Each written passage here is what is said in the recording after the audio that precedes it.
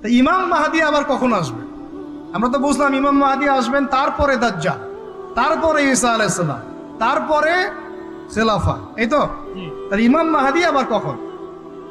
আমাদের বুয়েটের মাহাদি বের হয়, পাঞ্জাব থেকে মাহাদি বের হয়, হ্যাঁ, বাংলাদেশের ওই কোনায় মাহাদি বের হয়, সৌদি আরব থেকে ওই কোনা থেকে মাহাদি বের হয় না?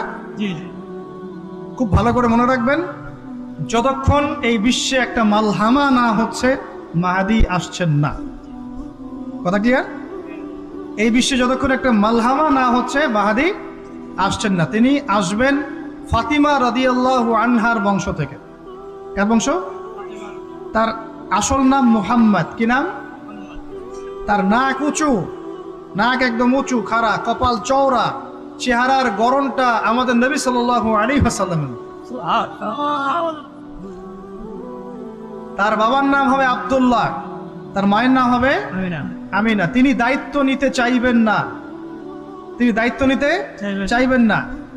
তিনি দায়িত্ব না নেওয়ার জন্য মদিনা থেকে পালিয়ে মক্কায় চলে আসবেন।